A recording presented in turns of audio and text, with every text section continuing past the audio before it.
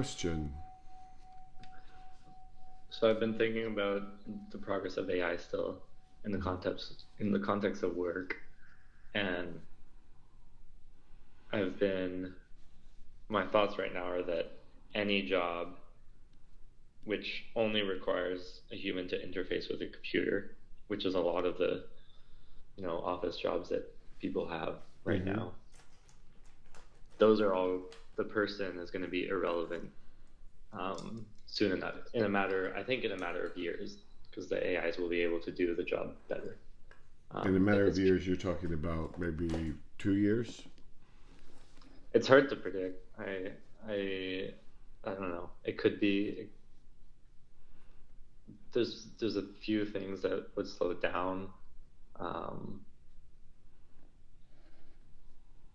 but like maybe could be 2 years. 2 years would be fast. I think it'll be like a gradual thing where the companies that do replace or just that do start using the AIs instead of the humans um, will just start performing better, and it'll take some time for them to gain the market share and the less advanced companies to kind of go bankrupt and stuff. So I think that'll take some time, and take some time to train to gather the right data you need to do these jobs, and to train the AIs. That'll take a little bit of time as well.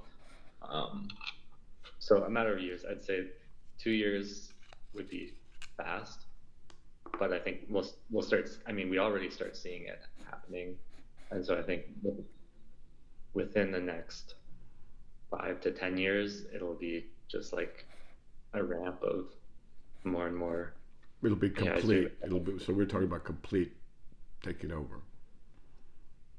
for information processing jobs. Yes. Well, aren't a lot of those jobs already gone? Um, well, I, let me see. For jobs that require only interfacing with through a computer, and you might be interfacing to other people, but you can interface through the computer and get the job done. Would you say that one person is capable now of being as productive as two people used to be 2 years ago? Um, Depends on what job it is, but for a lot of cases, probably. I mean, if you are So a maybe it'll be gradual. if you're a graphic designer or a copywriter, you can probably do the job that like I don't know, 100 people or 1,000 people did a couple years ago, right? Right. Uh, if you are a programmer, How about an it's accountant? I don't know. I don't know much about accounting, Okay, but I so can so keep. okay, so what's the question? So, I mean, there's a few questions that come from that, but one of them is the we've been basing the value of people on their economic capabilities in our society, right? In the West, yeah. Well, no, And everywhere pretty much. Now that I think about it. it seems that that's going to have to change, right? And do you think it can change? And Yes. what, yeah, where do we go from there? How do we change for the best? Like how do we prepare for that? Well, what the best is going to depend on the person, right? And the context of that person and the culture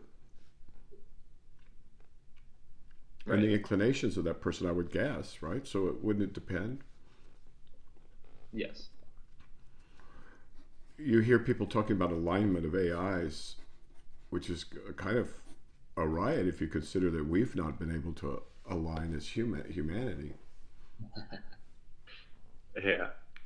So, could you be more specific?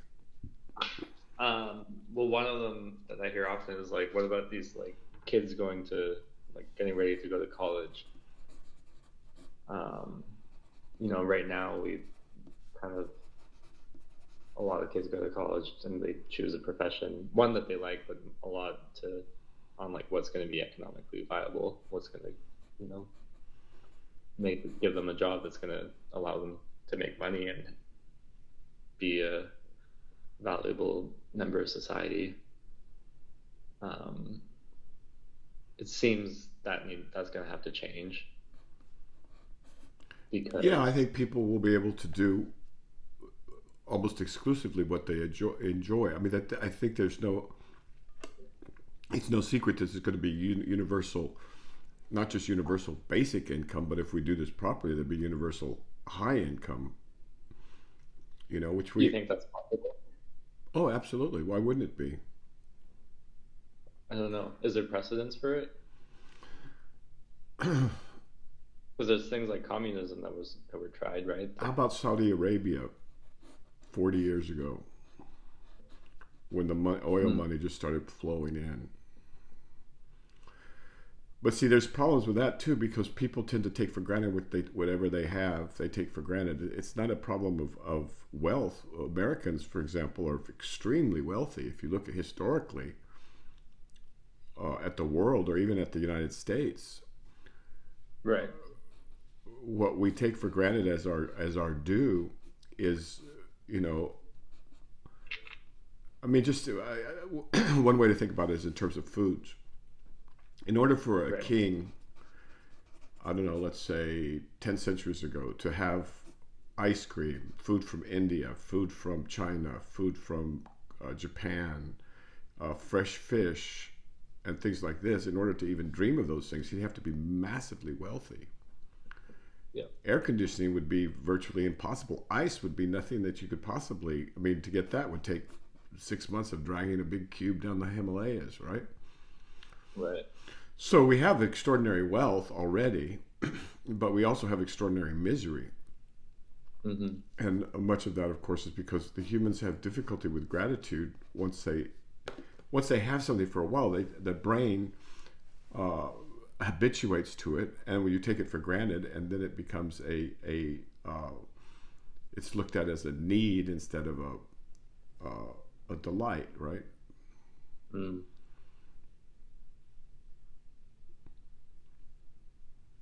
So I don't think there's any doubt that as the marginal price of electricity drops to next to zero because of solar or nuclear or wind, and as robots start doing the manual labor, then there's going to be huge deflationary pressure. The prices of things will start dropping. And one solution that seems, I don't know, maybe I'm just naive, but one solution would seem to be to give people shares of companies that use their data. Now, Mm. I mean, virtually everybody in the industrialized world uses data, produces data, and even if they didn't, to give them shares of these companies that are going towards the tens of trillions. I mean, they're in the trillions now, then they'll go to tens of trillions, and they'll go to hundreds of trillions, and there's no limit on that. We can grow the economy. That's one of the things that's most wrong with our current conceptualization of things. We see a zero-sum game Right. where if one person wins, another person loses, and nothing could be further from the truth. But right, that's true. But there's also, I think there's the fact um, there's the fact of the wealth disparity that needs to be considered as well, right? Because even if if the poor are wealthier than they were before, but there's more of a gap between them and the rich, that that might make them feel worse off, right? Well, the envious, that will always be the case. And the envious we will always have with us, but that's not necessarily cause for distress. That's not a rational thing to feel necessarily. I mean, there But was a does time. If not. you look at happiness in the world, right? It's Hmm. it's completely divorced from the amount of money or financial resources or wealth that you have after a fairly low point. Right. I And so, thought so revolution but was to. envy of people has been fomented, and it's currently it's one of the hallmarks of the modern epic is how. Uh, I mean, I don't want to sound too naive, but historically, I think it's always been assumed by the poor people that the rich aren't particularly happy, and you could just look at their lives to see how miserable and messed up they are. and that was the source of much entertainment, or it wasn't envy that drove people's unrest. It was starvation, right? Mm. So I don't think it's necessarily a given that envy and jealousy, or however you want to finesse those words, are going to be major motivators for people. I mean, if you look at, I know that the contemporary media landscape likes to foment this, but if you look at, let's say, take a look at just sci-fi movies, say in the last 30 years. Let's just discuss this. My impression is that the reason why the underclasses want to go after the upper classes is not because they're jealous, but because they're starving, or because they don't have medicine, or because they don't have some basic thing. But envy alone is not enough to destroy. I mean, jealousy alone is usually not enough to motivate a revolution, is it? I don't know. Unless there's oppression that goes along with it. Right now, that like people aren't starving right now, but there's a lot of hate for the rich right now. Yeah, but a lot of that's fomented by people who want to foment discord. I mean, the rich, like the poor, you will always have with you, right? There was, equivalent income inequality as I was growing up, and no one talked about. I mean, everybody just thought, well, they're lucky, or maybe someday I could get there if they wanted to. But most people didn't particularly want to make their life into that. We've turned into a very, very materialistic society. And so we had fabulous wealth, but it wasn't jealousy per se. It's oppression, I think, or lack that drives unrest in that regard. I mean, the rich have each other to suffer with, because they're oftentimes they're not good. I mean, they're no better than anybody else, that's for sure. And so you have your total mixture, and so you get to see all kinds of self-defeating, self-destructive clown shows among the rich, and it was a source of endless entertainment for the not the poor, but for the the regular people. Do you see the distinction between being driven by jealousy and being driven by lack or oppression?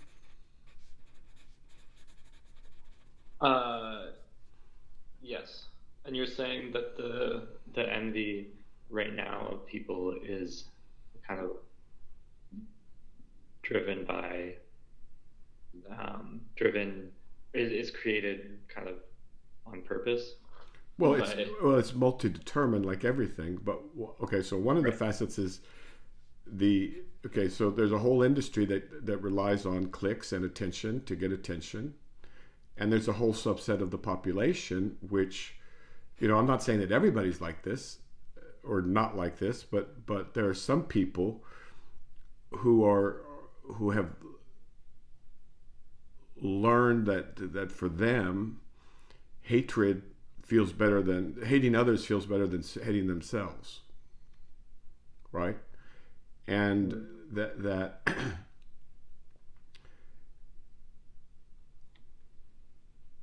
it's an easy way to rationalize their own misery by blaming it on someone else who's more fortunate than they are. It'd be like, what if we hated all tall people? Because it's not fair that they're tall. They're tall, people like them. Or what if we hated good-looking people because they're good-looking? Or intelligent people because they're intelligent? It's the same principle. Now, some people may harbor secret hatred of these people, but that's because they harbor hatred of themselves. Do you see what I'm saying? So it's not a fixed feature of society necessarily. We can foment it, or dial it up, or we could just let it live its natural course. And I don't think it's nearly as bad as people think it is. Okay. I mean, do you want to destroy NBA players because they're so good at the NBA? Or swimmers? No. So so. Now I'm presuming, universal income and a high universal income.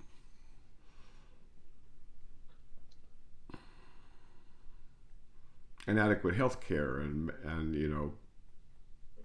all kinds of other things. But aren't these reasonable things to assume if we make it to a technological, to the next technological level? What's that? Aren't these reasonable things to assume if we make it to the next level? Yes. All right. So then, what are the problems? The things that come in the way seem to be, like, I mean, to put it really simply, like, can we get along? Can we make sure we don't kill each other before we get there, right? Well, that's a very reasonable thing to bring up. The question is, can we do that? Mm-hmm. Have we ever been able to do that? And under what circumstances are we most likely to do that? What do you think? Well, it seems there's Even if we have all our material needs taken care of. It seems that there's like a power struggle that creates a lot of chaos. Is it a power struggle? So let's do a thought experiment. Let's take 600 people, and then another 600 people, and the 600 people are going to be our experimental subjects. We're going to transport them to an island, and the other 600 people are just for the sake of this thought experiment. They are the logistics folks. They're going to take care of the food, the machinery, the transportation, the healthcare, the water, fresh water, and whatever. And so we have 600 people who basically have everything they need, and they're on an island with a great climate. What's going to happen to that 600 people after the first, let's say, 2 years?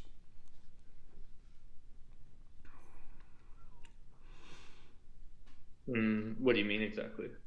Well, are they going to just be loving each other and living peacefully on the island? If they have like all the resources, they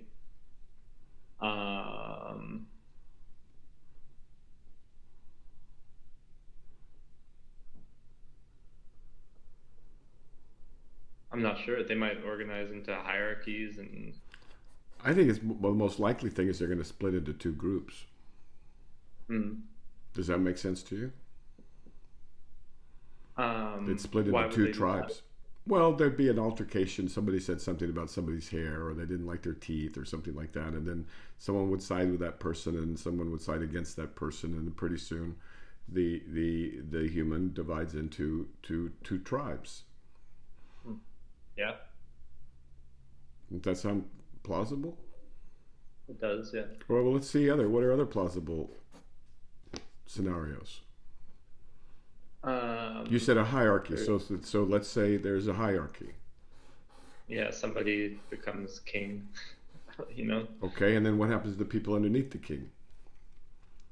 I think some people, it's their nature they enjoy being told what to do.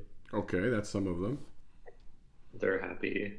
All right. And some probably won't be happy with what the king tells them what to do. And yeah, one that could lead to them splitting into a second group, or it could lead to them getting prosecuted. Well, wait a minute. Let's take the first scenario first. So we have happy, unhappy. What about the ambitious? Because the king won't be king forever, right? The ambitious for power,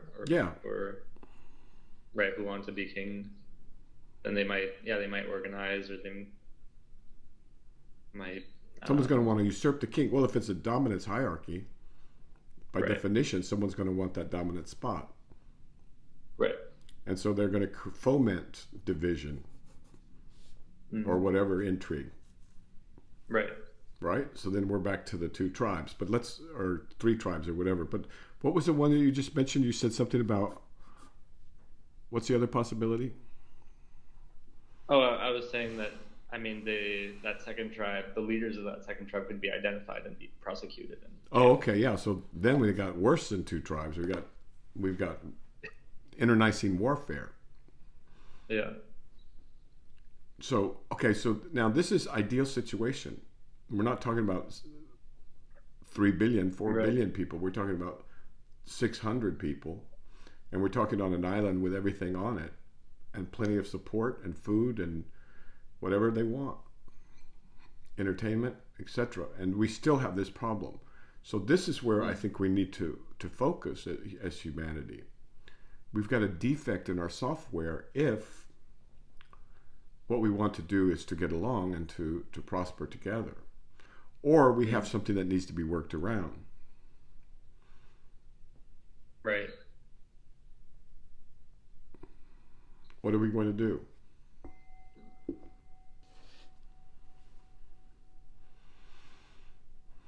Well, if it is a defect, then is there a way to fix it? And like, is it part of our human nature, or is it part of our culture? Maybe I shouldn't have used the word defect. I should say there's a feature. Right. Is it a bug? Or is it what we are? Is it who we are? Right. I mean, it could be the case that it was a feature, but now it's not needed anymore. There you go. Good. So what could be done? Now we know this has been tried. This problem has been approached since, I don't know, before Egypt in the West. Mm. And there's been many attempts to deal with this. Which worked, which didn't. Why?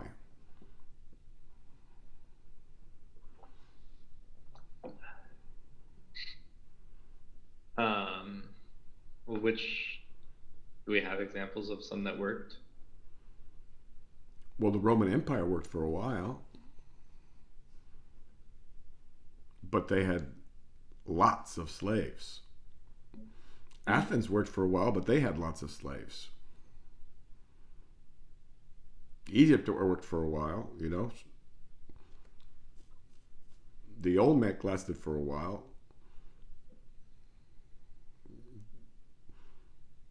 I don't think the Aztec lasted very long, but the Toltec may have lasted. I'm not sure. That's all shrouded in mystery. But okay, so I don't think, can we say that anything really worked? Only for a time, Okay. if it did. Okay. So what are we going to tell the AIs about ourselves?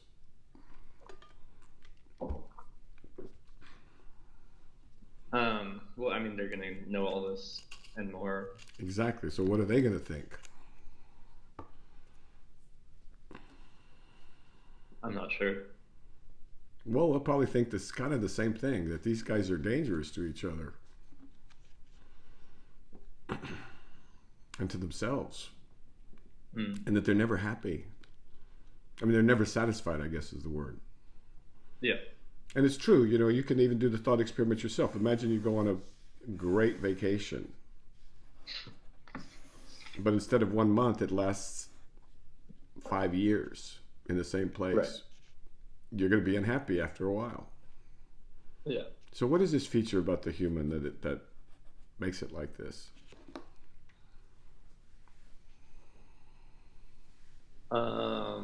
It seems like it might be related to the feature that we can adapt to almost any situation or environment.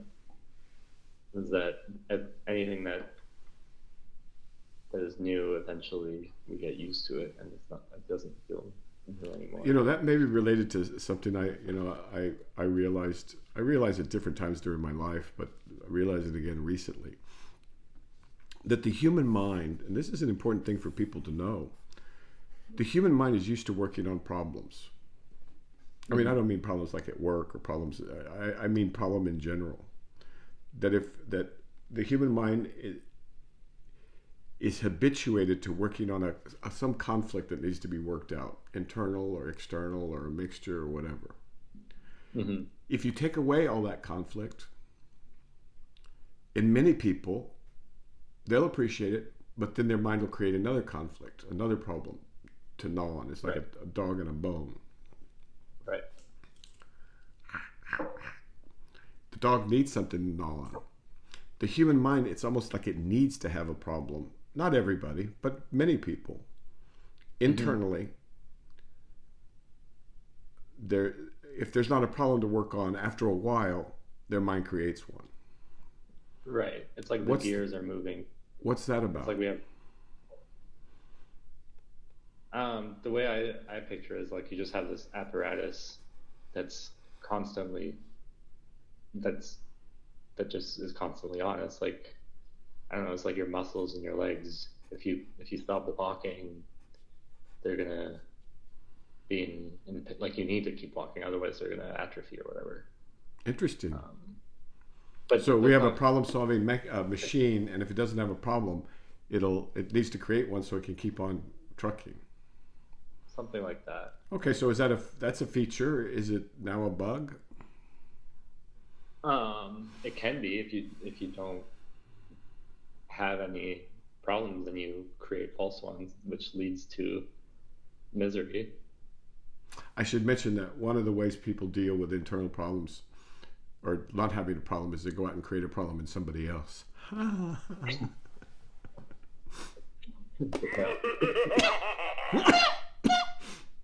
Yeah, that's another common way of doing it. Okay, so what are we going to do? We've got, if we were to be granted everything we wished for, we would not be happy anyway. And we'd have to create some other set of issues because it's in our very nature to do that. Right.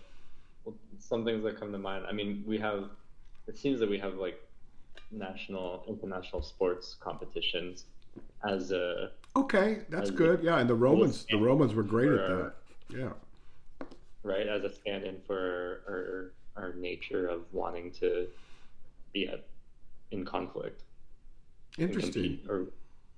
Without it, we would perhaps have more conflict and war, but we have this proxy to fill that need. So perhaps in displacement, that's what the shrinks call displacement, where you move the conflict elsewhere. Maybe that's why people love video game challenges so much, is that they can get out there and they can fight without getting arrested. They can be violent and aggressive and not hurt anybody. Not just violent except and aggressive, themselves. but they can have. Also, there's like complex quests and stuff that they can do that they might not have access to if they have some boring desk job, which isn't stimulating. So they can live a life of adventure, and they can both conquest, but they can also form friendships and alliances. Mm-hmm. And so they can live in fantasy. I think that's very likely, don't you? As one of the solutions is to plug a lot of people into the matrix and just I've thought of that, but it doesn't necessarily have to be virtual. It can be. It might be like in the video games, but in the real world. So you have quests and stuff that involve moving around in the real world. That's interesting. Like for some reason, the word dungeon master came to mind. Like somebody's got to organize all this stuff. But there's always a dungeon master, it seems like. Yeah. So do you think it's possible that we could, if we make it to this time of abundance and the freedom that goes along with that we would just play more and more elaborate games?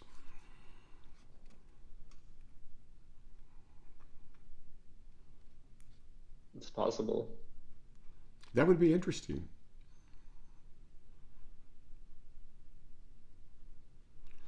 because if it seems to me that if people didn't do that in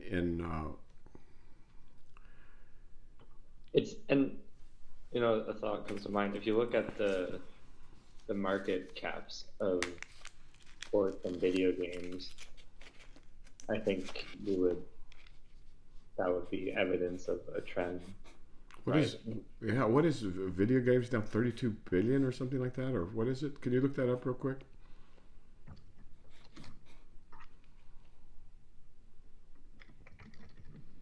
Let's see.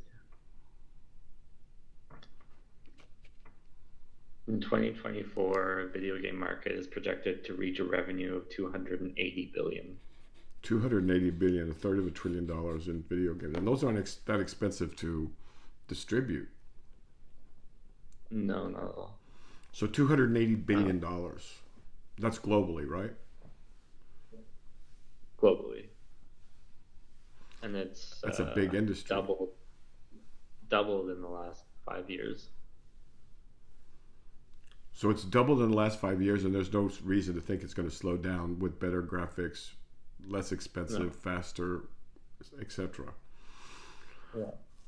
Well, we knew that this would. I mean, we hypothesized that this would not be unlikely as a way to manage quite a few people.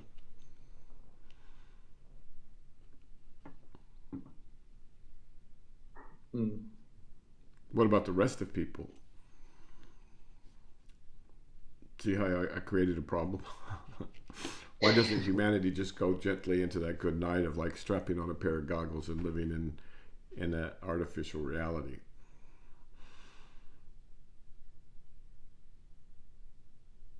After a while, those artificial realities they can't satisfy, can they? Well, that's why I said that it would bleed out into the real world. So it wouldn't be necessarily artificial. Oh, I see. It'd be augmented reality, where there's partial. Like what was that? Where you went around and you look for some treasure or something? What was that called? Not Where's Waldo. Yeah. What was that called? Geocaching. Geocaching. Geocaching. Yeah. And wasn't there one Japanese one where you went and you looked for clues and they were hidden electronically or something? What was that called? When you look for clothes? No, clues. Oh. Or little rewards. It was something, I think it was about 5 years ago. Okay, so now we've got this going. Is that going to be the solution for humanity?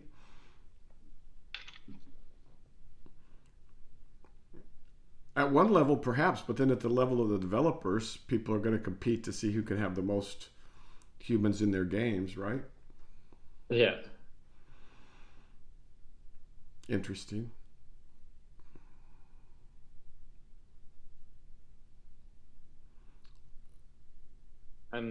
How long do you think a leisure class like that could be sustained?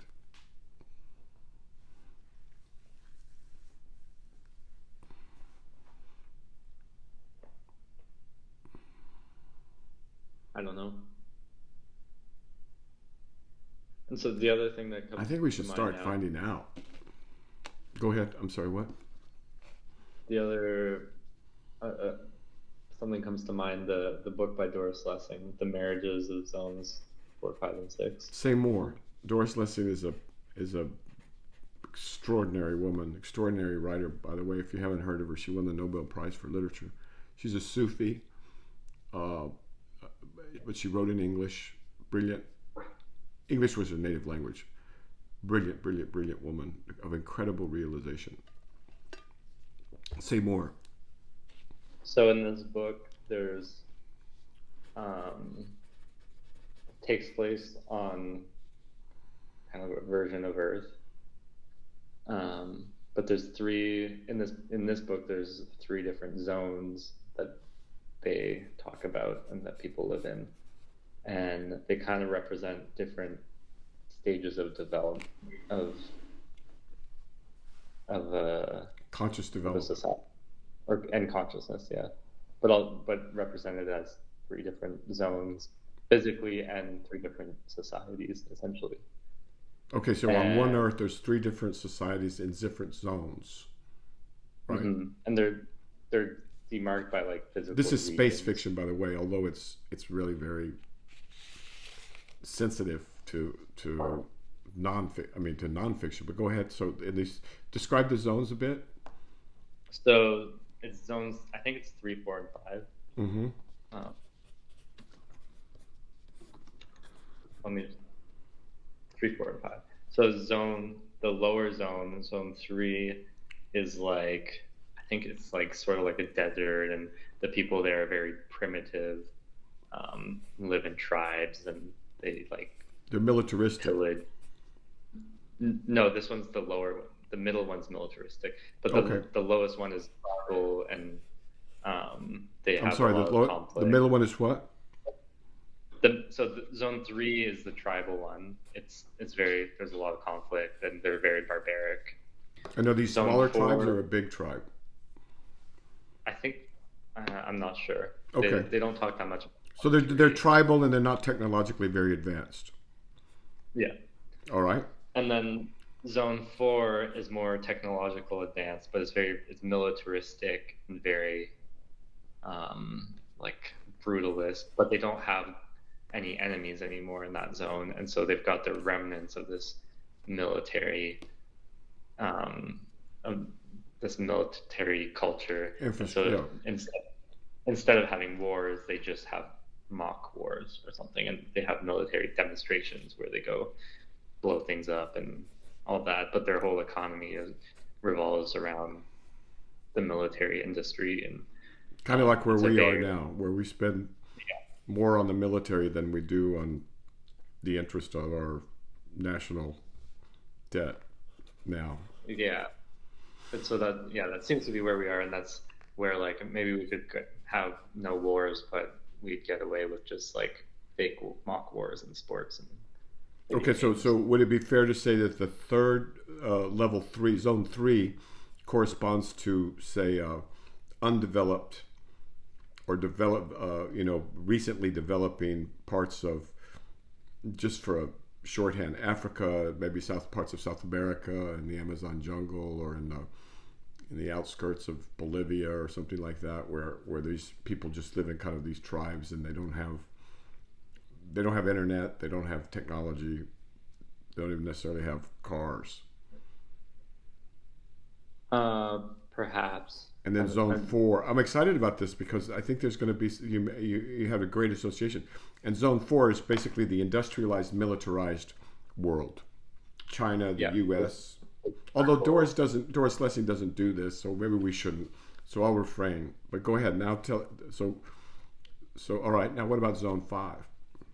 And then zone 5 is this like highly consciously developed zone where they live in harmony with nature. They, they're in balance. They only eat what they need to eat. They don't know. They don't have an idea of violence. They don't even have an idea of it. Um, and I think, and so they don't know war. They don't know violence. Their relationships are kind of in just with the way, I suppose. Mm-hmm. They don't have the idea of like a relationship, a man owning a woman or owning each other, The that way is sort of kind of a thing. very general term for the Tao, right? For the Taoists, they kind of live like ideally Taoists would live, in harmony with Hmm. nature, in balance, conscientious, but not oppressive, not greedy. And so Go ahead.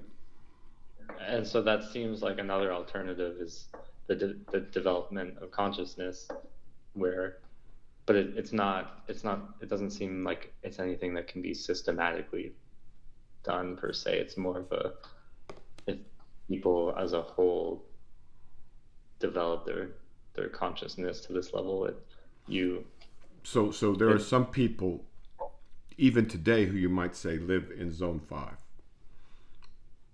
I mean, they're kind of animals. individual. They don't trash the planet. They're not violent. They're not particularly hierarchical.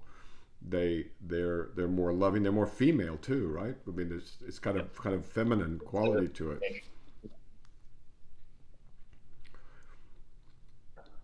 This book, now that you bring it up, is really it makes me want to read it again for like a fourth time because it's what would we be able to do that collectively, or could there be places on Earth? So zones 3, 4, and 5, and the book is called The Marriages, right? And so the story of the book, let's just make it an advertisement for the book, and I'll put a plug in for it. The marriages are between a woman from zone 5 and a military guy from zone 4, and she describes in the way only Doris Lessing can. Marriage too. I'm sorry, what? It's an arranged marriage. It's an arranged marriage. Oh, well, maybe that's part of it too. I mean, it was a forced marriage. But Doris describes, from the female's point of view and from the male's point of view, the way only Doris can do, when these two psyches, these two personas, these two emblems of ways of being and looking at the world, when they meet each other, and how incomprehensible they are to each other at first. But don't they fall in love? Somewhat, I think. In a weird kind of way, each their own kind of love, and it's a very different love. It's a very inspired book, I think. But yeah.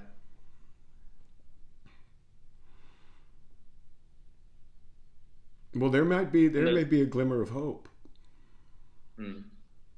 I mean, potentially. And why did they get married? Whose idea was their marriage? Well, there's like in the series, there's this essentially alien,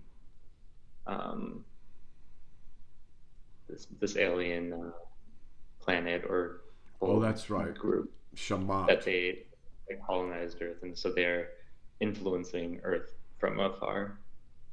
And that's where the space fiction comes in. But those are basically like the Abrahamic evil and good forces, or in Christianity, the demonic and the angelic, or the demonic and the forces of good from God, or something like that. I mean, these are deep, deep, deep, deep archetypes. I think she refers to consciousness, so maybe we should refer back to the civilization before Sumeria. Right? I'm not familiar with. Well, I find that very interesting and kind of exciting, because it's possible.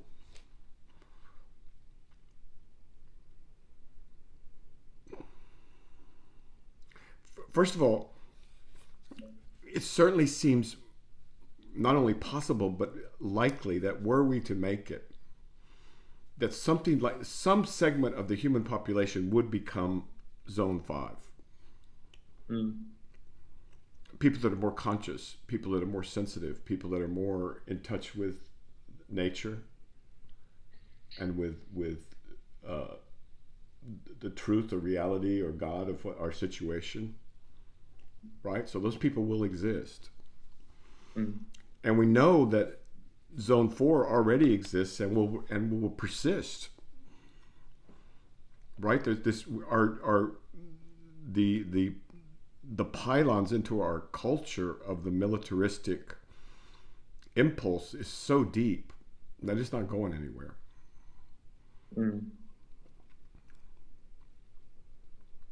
So would it be possible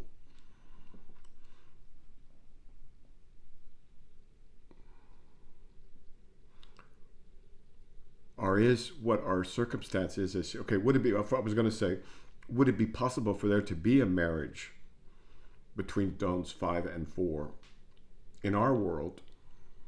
I mean, between those people and these others. Well, one thing to know is that the marriages are temporary. Interesting. And they seem to serve a purpose of cross fertilization. Yeah, and creating a flow allowing people to move up between them.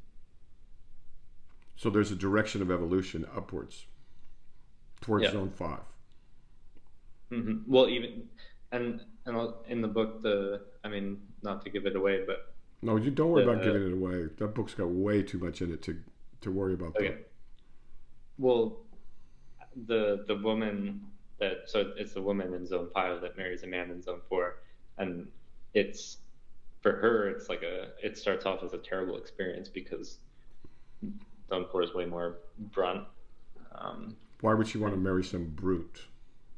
Exactly.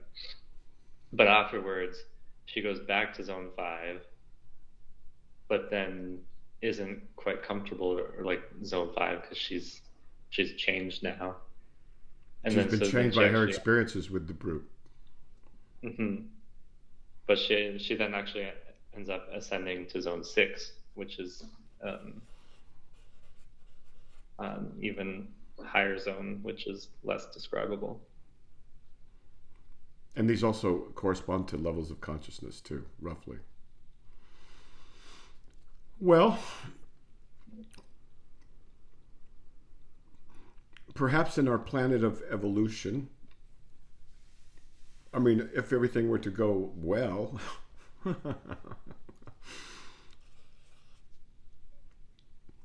such a thing could happen, that we could all evolve in consciousness. And the brutes that defend us, right? And they do, right? That's why they existed in the first place. Perhaps they become less brutish or less populous. And zone 5 has a chance to infiltrate. And what we have is what we've always had, which is a tension between the good and the bad, the beautiful and the ugly, the true and the false, as we've always had on this planet. I mean, as long as humanity's been here.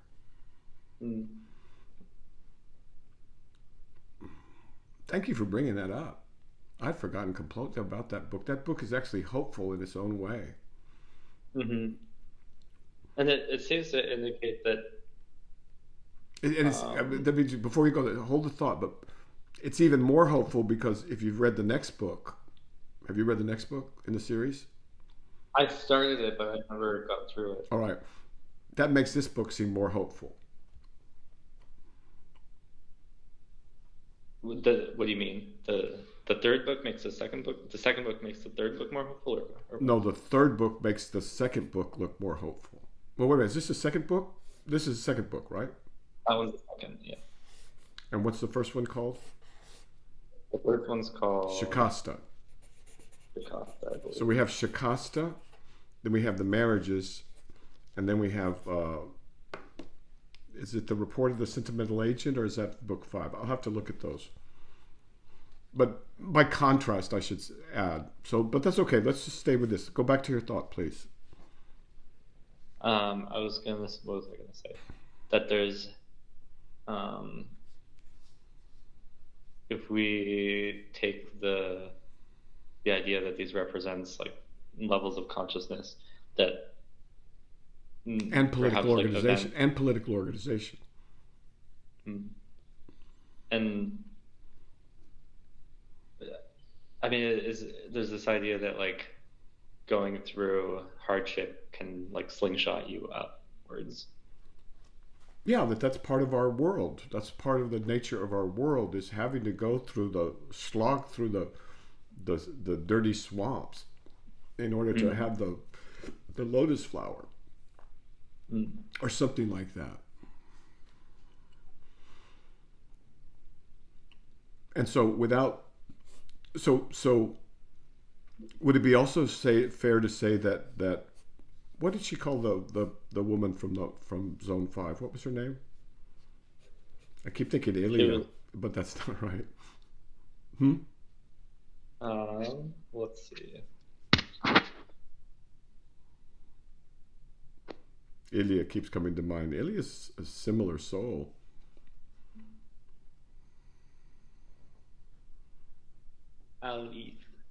Alif.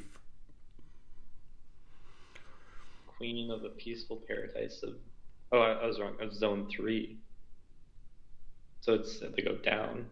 Okay, so we got it all backwards. Yeah. So the closer you get to 1 or 0, the higher the consciousness. And so zone 5 is the tribal one. I mean, the tribal one. Yes. Zone 4 is the militaristic one. And zone 3 is the more conscious one. So she goes back down to zone. So she's the one so she's transported back to zone 4, right? Yeah. Yeah.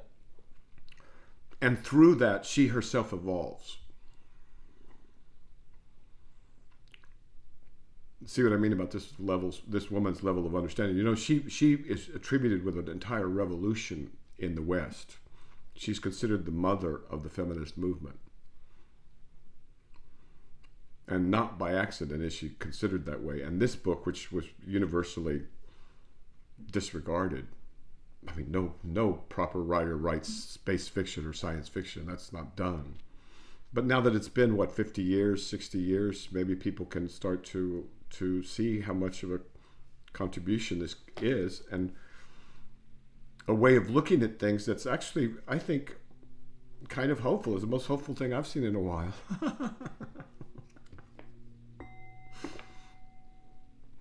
So thank you for that association. Kind of made my day. So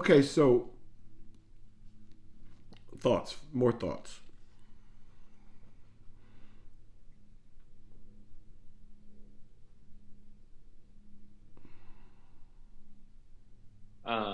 Well, I mean, one thought. So, zone 3 being this like paradise of harmony, what are and the equivalent, like I can imagine what the level of human development that accords with, right? Like people who get along with animals and nature Are and that gentle sort to their horses. Yeah. What would zones 2 and 1 represent? Well, let's not go there yet. I think there's too much here in terms of and people who are interested in that level of consciousness are few, right?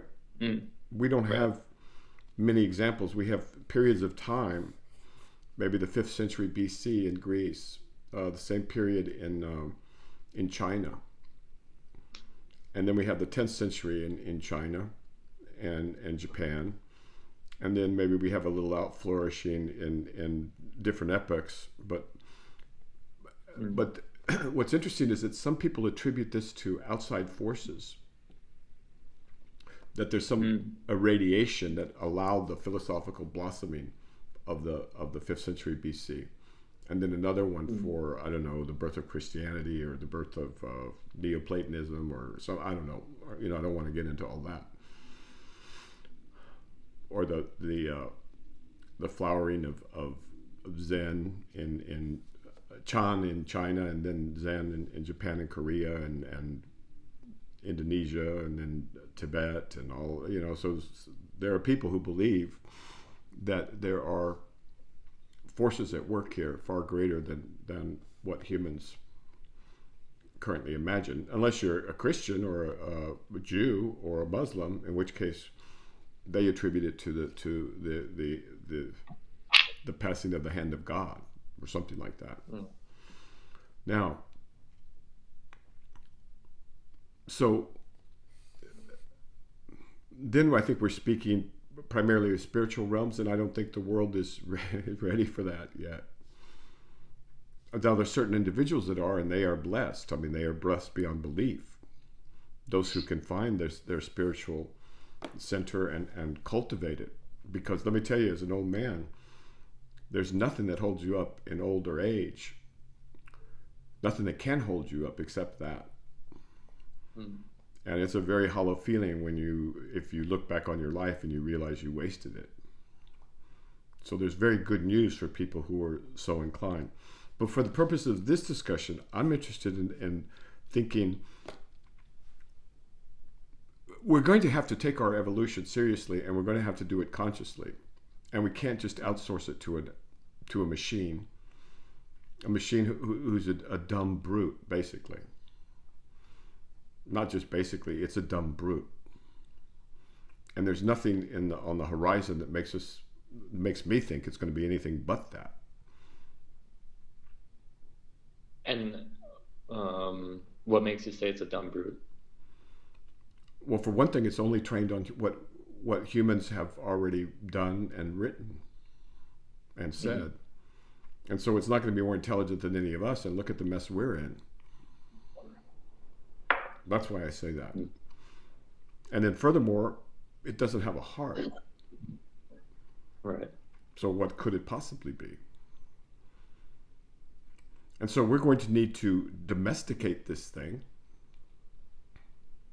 I mean, that may not be the exact word, but something like that. We're going to have to humanize, make it work for us, not the other way around, or we're toast. And perhaps under the pressure of this challenge, some people somewhere will decide first individually that, wait a minute, I don't want to be part of this problem. I don't want to even endure this problem. I want to be part of the solution of this problem, and the way to do that is to first elevate my own consciousness. I mean, there's hope. Don't you think? I think so. All right, well, good. That's, if you can find a starting place for contemplation, especially in this day and age when all of this is rushing down on us so hard, then that's a very good day, right? And so let's think about this, because it's going to be your generation that has to grow into this.